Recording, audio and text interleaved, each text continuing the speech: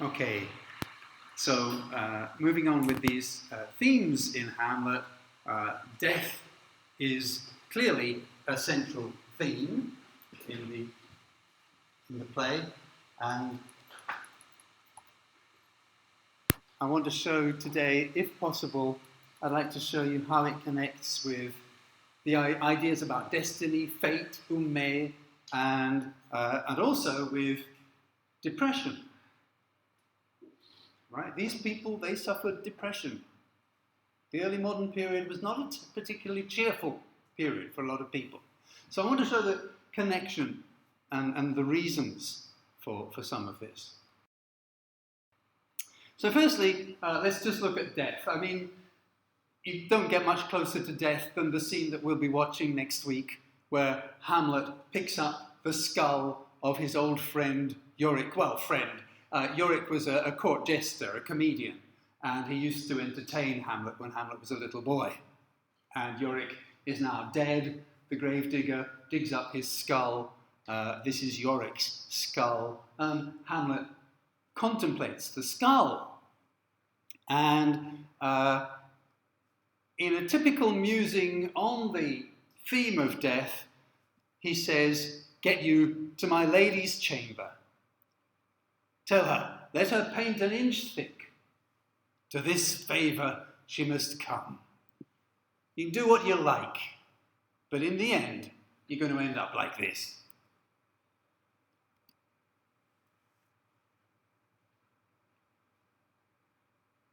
Okay? Now that is very, very typical of Hamlet's thinking about death. However pretty you are, however clever you are, whatever you do, you're going to end up dead. All right, now we're going to see several more examples of how he expresses this idea. But this is the way that he sees death.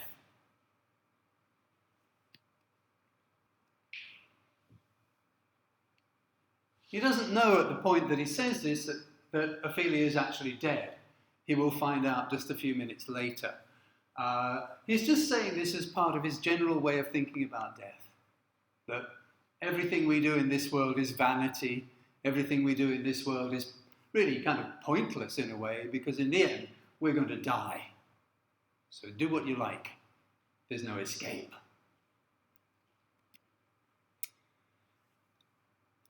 And he goes on, still holding that skull. He goes on to say the following words. "Why may not imagination trace the noble dust of Alexander?" That's Alexander the Great, the Greek great leader of the ancient Greeks, "until he find it stopping a bunghole." And Horatio, who is there with him, says, "Oh, come on. That's going too far to consider, too curiously to consider so." And Hamlet says, no, think about it. You know, it could happen. The great Alexander could be stopping a bunghole.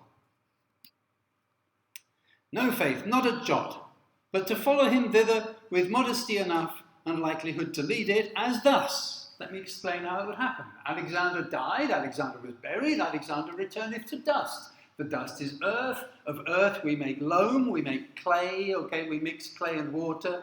And why of that loam whereto he was converted might they not stop a beer barrel? Okay, he could be, you know, the lid of a beer barrel to stop the beer coming out. Or Imperious Caesar, dead and turned to clay, might stop a hole to keep the wind away. Oh, that earth which kept the world in awe should patch a wall to expel the winter's flaw. That the dust of a dead person could be there in some piece of clay or something that we use just to patch up a hole in the wall or to close up a beer barrel. Once they're dead, they're just dust. All right?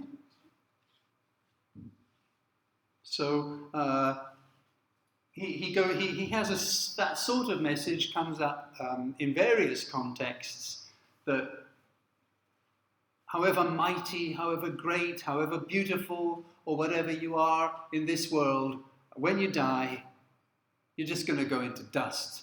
You could end up, your dust could go anywhere. Anywhere. So let's take a look at his view of death and see, just contrast it with one or two other views that come across in the play, particularly Gertrude, who sort of puts what I think would be the sort of common sense early modern view. She says, all that lives must die, passing through nature to eternity. So it's not just that it dies and it becomes dust, and the dust could be anywhere around, sort of in some miserable place or something, it is of no value, but it's going through nature to eternity. It's going to the next world. So she's thinking about the spirit. He doesn't think about the spirit, he just thinks about the body, becoming dust and becoming ash, and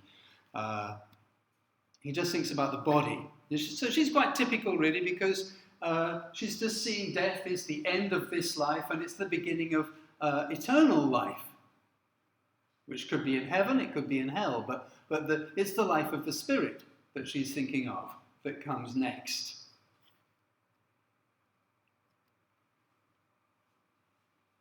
But Hamlet, he's not really considering the spirit at all. He ignores the spiritual aspect of death in most of these reminiscences, and what he thinks about is just the fate of the flesh.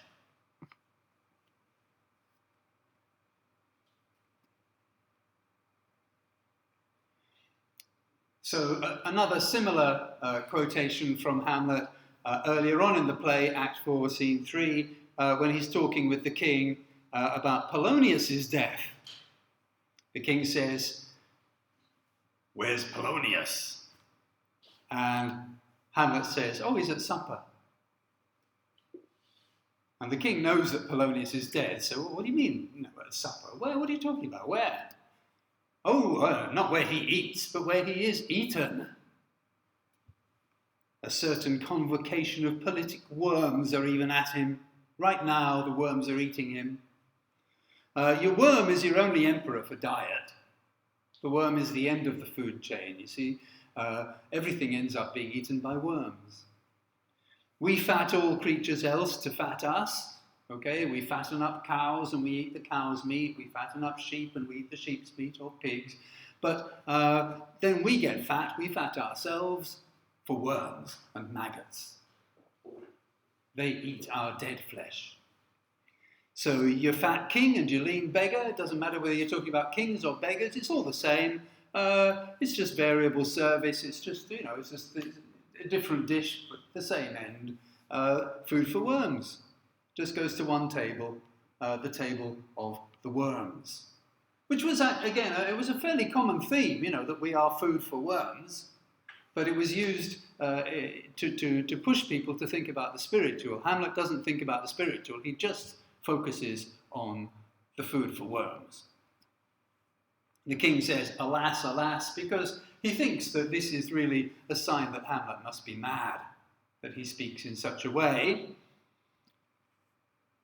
And Hamlet says, "A man may fish with the worm that hath eat of a king, and eat of the fish that hath fed of that worm." So, you got the picture. The worm eats the dead person. The fisherman gets the worm, puts it on his hook, puts the fish in the river, puts the worm in the river, catches a fish, takes it home, and eats it. Now the worm ate the flesh of a dead king, and the fisherman is a beggar. And so the dead king goes through the guts of the beggar.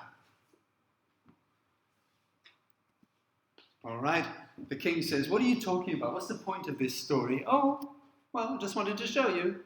A king may go a progress through the guts of a beggar." All right? So again, it's the same sort of thing, isn't it, really? All the way through, to this favour you must come, my lady's, she can paint her face as much as she wants, to this favour she must come. She's going to die however much she paints her face. Alexander can be as great as he wants to be, but he can end up, his dust can be keeping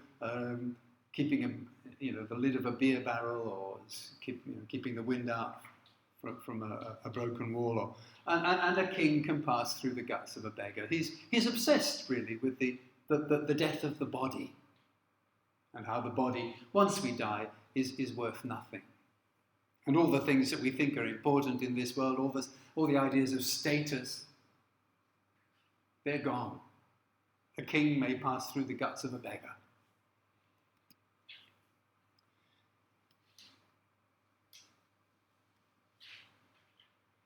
And it's only then when Claudius asks once again, where is Polonius?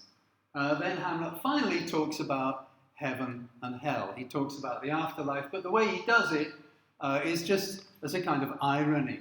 He says, Polonius is in heaven, send thither to see. If your messenger find him not there, seek him in the other place yourself.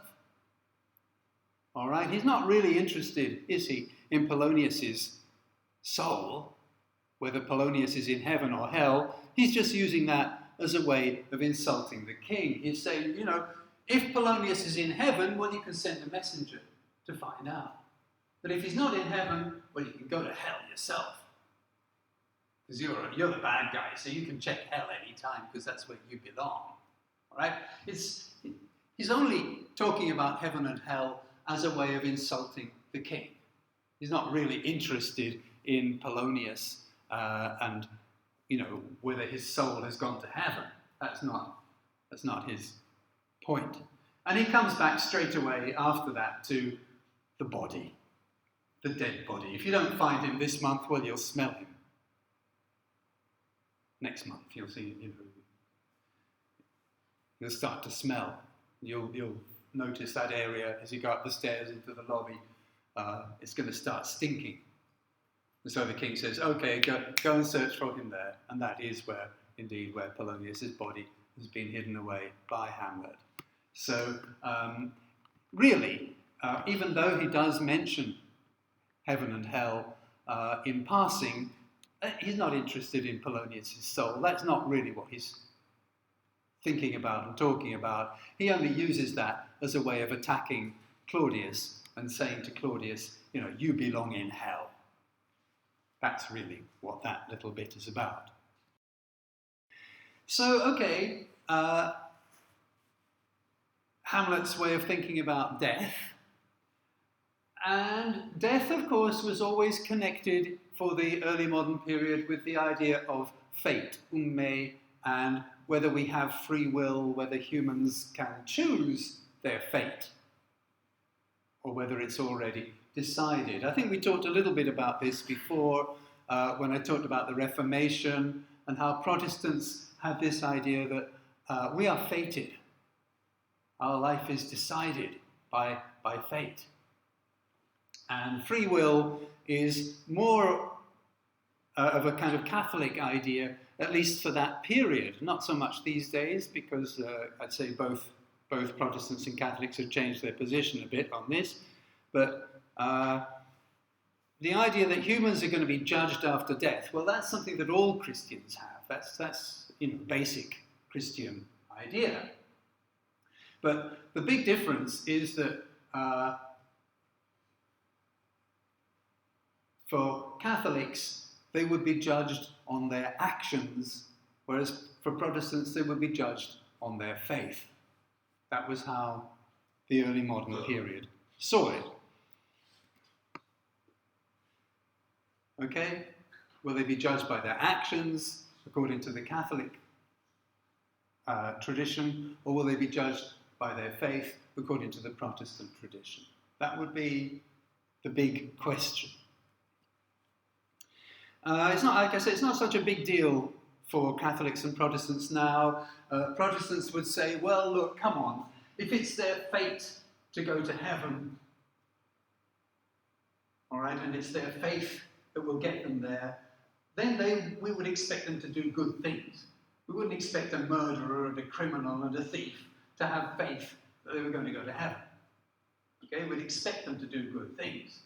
And the Catholic would say, people can do good things, but if they're Gesellschaft, if they're hypocrites, then they can't really expect to go to heaven. Okay, so Catholics and Protestants have kind of come together a bit on this idea, but in the early modern period they were really separate about it. I could explain a little bit more about the history of that, but for now I think it's just enough to say that they had different opinions or opposite opinions about this question. So, Hamlet has got this idea that the body is food for worms, and they would use that quite commonly, that sort of thing. It was called a memento mori, or a memory of death, a remembrance of death. It was there to remind people that, yes, as Hamlet is saying, the things of this world are not really important. Okay? What really matters is life after death, which is what Hamlet doesn't so much talk about.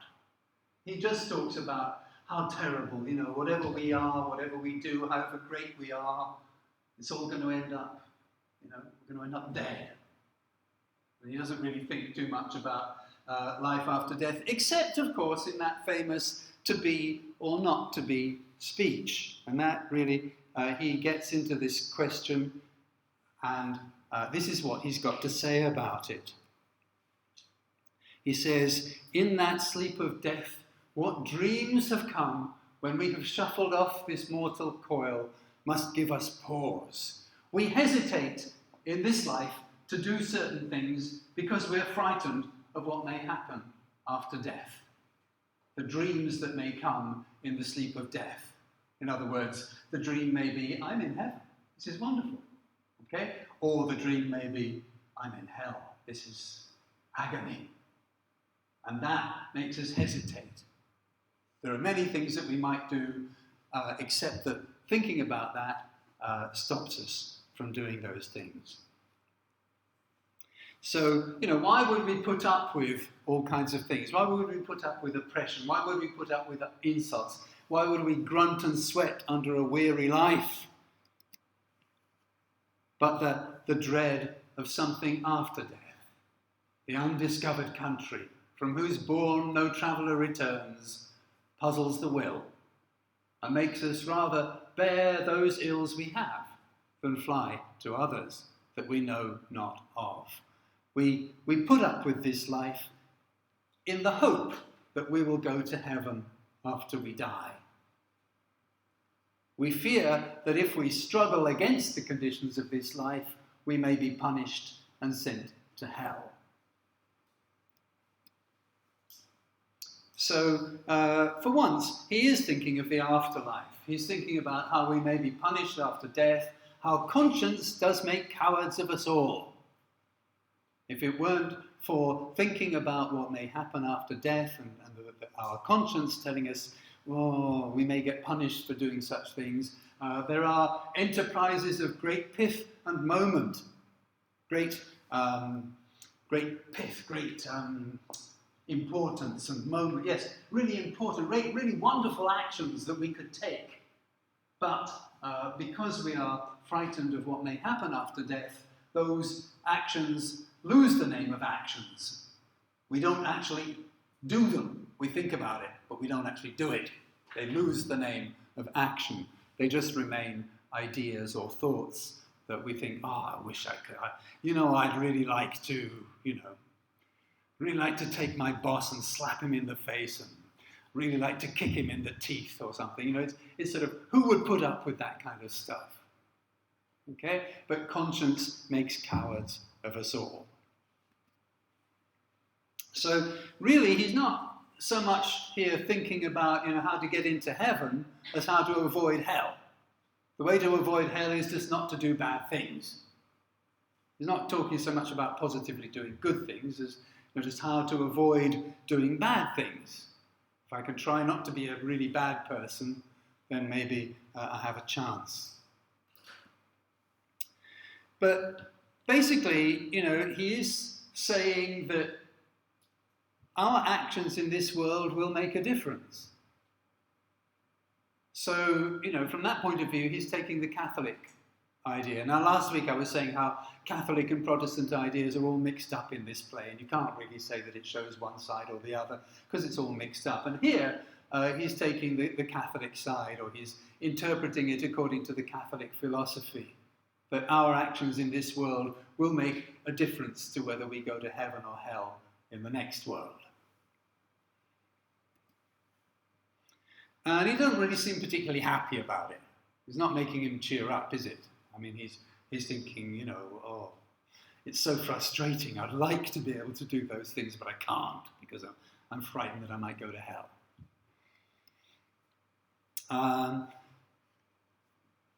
In other words, the human spirit would be much freer if we didn't have conscience, if we didn't have that fear that we were going to be punished for doing bad things. Okay, so he feels trapped by the limitations of our life and by the morality, by the moral code that we have to live by. For him, it's like a kind of prison.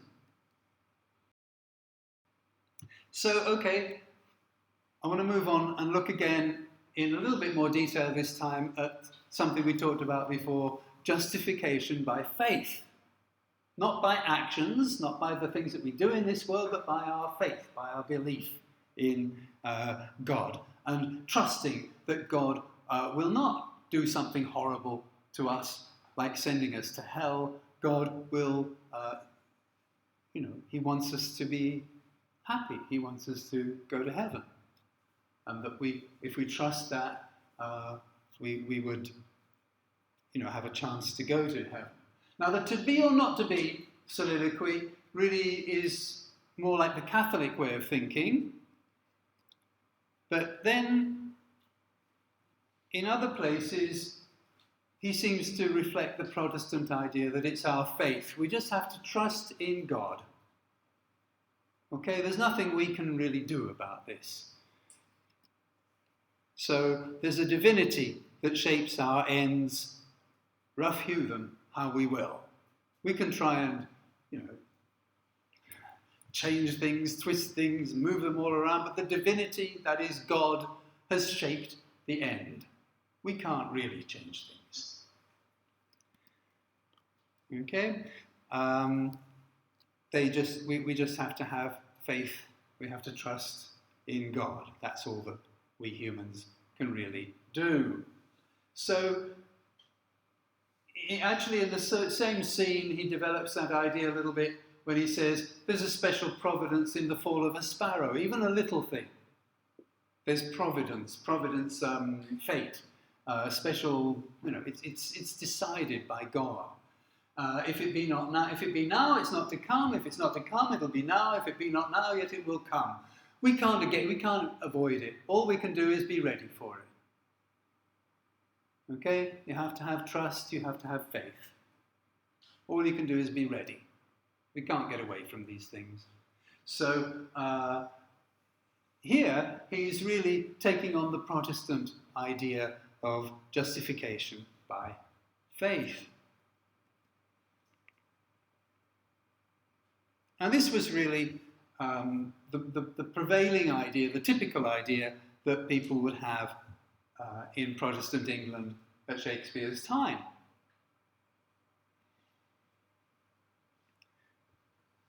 Like I say, it's not none of this is particularly cheerful, is it? It's supposed to be, Christianity is supposed to be a cheerful religion because, hey, Jesus Christ has saved you all and you can all go to heaven.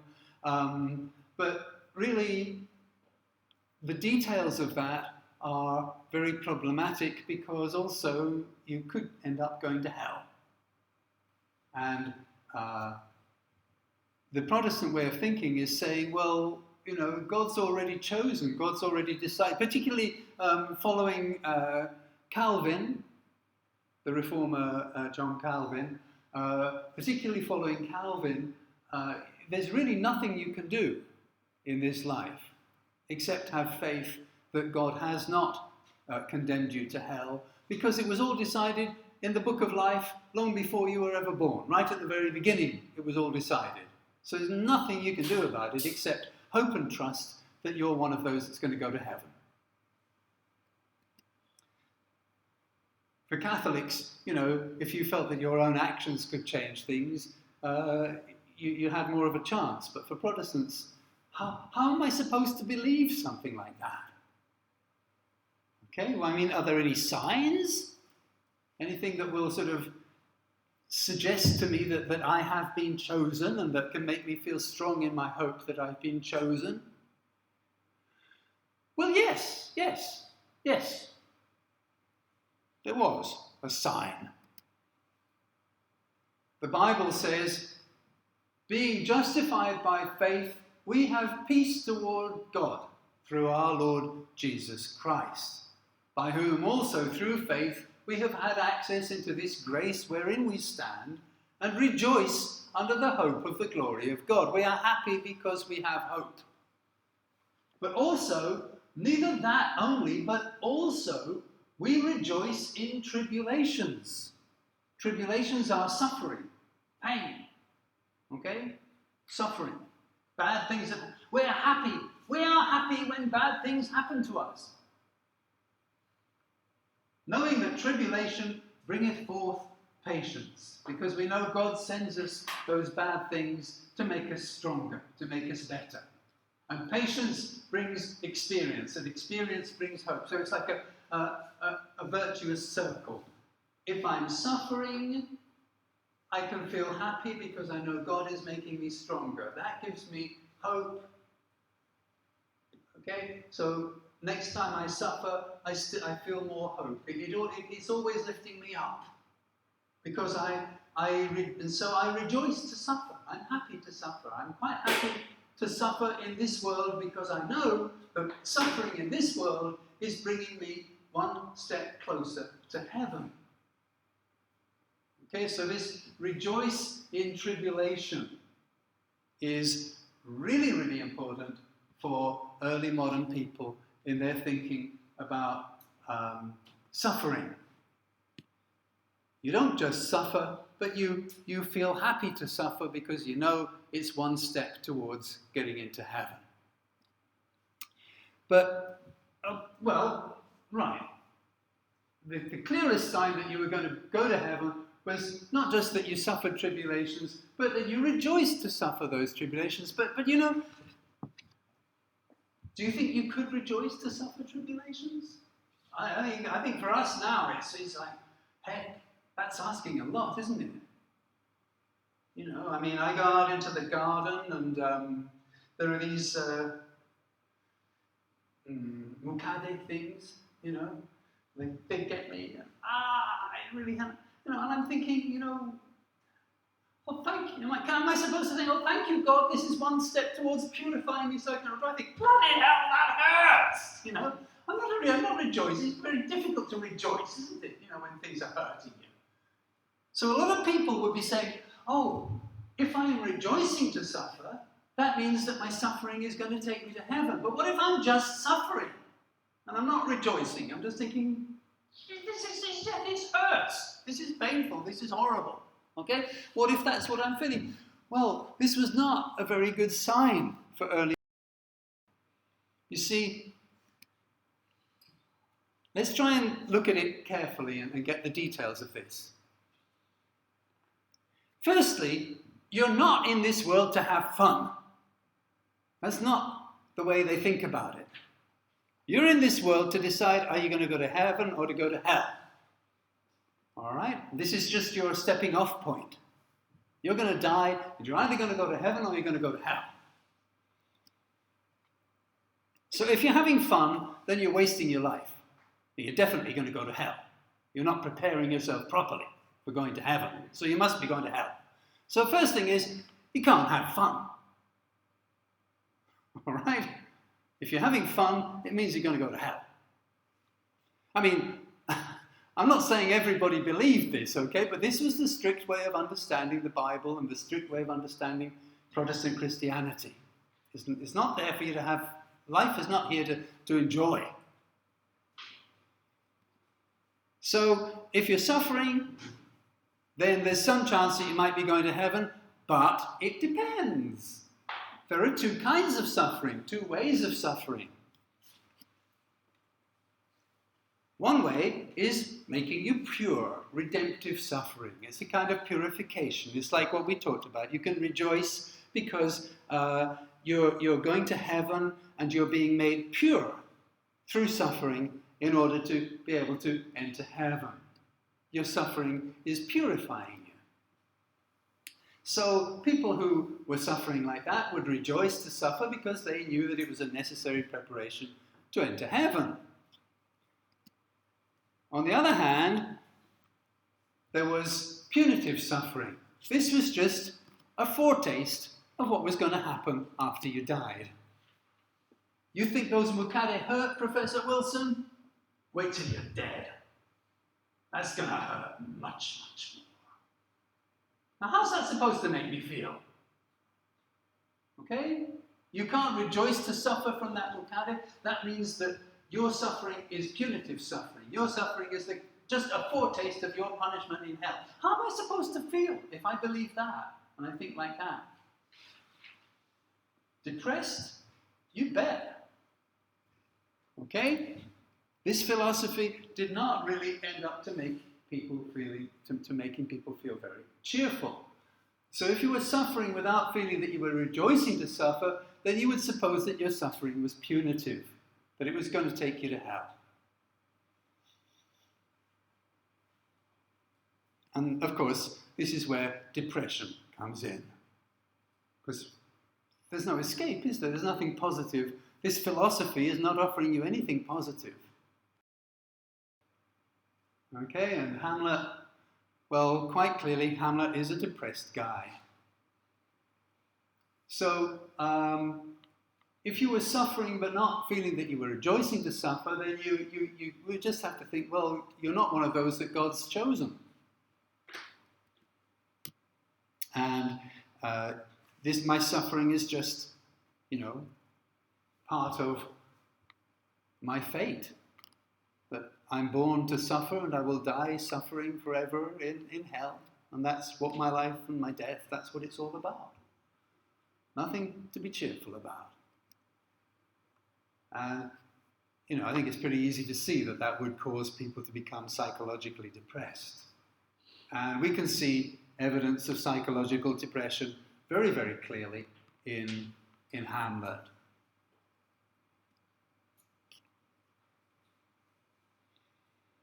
He says, "Oh God, God, how weary, stale, flat and unprofitable seem to me all the uses of this world. Fie on it, oh fie, it is an unweeded garden that grows to seed. Things rank and gross in nature possess it merely." Okay, in his first soliloquy, he's not just depressed, he's actually suicidal at this point. Why do I have to carry my bloody body through this life day after day? If only I could just end it all. How weary, stale, flat, and unprofitable seem to me all the uses of this world. All right? Very clear statement of depression. Sure, he does have a reason. His father's death does play some part in this. But, it goes beyond that. Nothing seems to have any meaning or purpose or point. Nothing seems to be worth it, as far as he's concerned. He's depressed. Okay, and then later on, talking to Rosencrantz and Guildenstern, he says the same sort of thing. "I have of late, but wherefore I know not, lost all my mirth, my joy, my feeling of happiness. Foregone all custom of exercises." Very typical, isn't it, of the depressed person. They sit around all day. So it's like, yeah, but why don't you, do something? You'll feel a bit, I don't feel like doing anything. Okay, and he's like that. He doesn't feel any energy to do things. He doesn't feel any sense of mirth. It goes so heavily with my disposition that this goodly frame, the earth, seems to me a sterile promontory. This world with all the things that people think are wonderful and valuable, it just seems like I can't find anything in it that interests me. It's all this most excellent canopy, the air, look you, this brave overhanging firmament, this majestical roof fretted with golden fire, the sun. Why, it appears no other thing to me than a foul and pestilent congregation of vapours. I can't see anything attractive in it at all. What a piece of work is man, how noble in reason, how infinite in faculties, in form and moving, how express and admirable, in action, how like an angel, in apprehension, how like a god, the beauty of the world, the paragon of animals, and yet to me, what is this quintessence of dust? Back again, we're just going to die, we're just going to be dust. And what's the point in it all? This sense of hopelessness, all right? Really, Hamlet sums up the whole kind of melancholy, depression, the feeling of the pointlessness of it all. He is a depressed person, okay? And, these days we talk about depression. They didn't have that word. They didn't use that word depression. They called it melancholy. And I suppose really it was, the beginnings of people, the beginning of modern interest in psychology was getting started around this time, 1621, a little bit after Shakespeare's death, okay? But Richard Burton's Anatomy of Melancholy, I did mention it before in an earlier lecture, but I'll come back to it in a little bit more detail here. He puts together quotations and references going back right into the time of the ancient Greeks and the Romans. I mean, it's something that people have, of course, talked about for thousands of years. It's part of the human condition. In fact, that's very much what Burton is saying, that just to be human is to be unhappy at times. Something that none of us are going to be able to escape.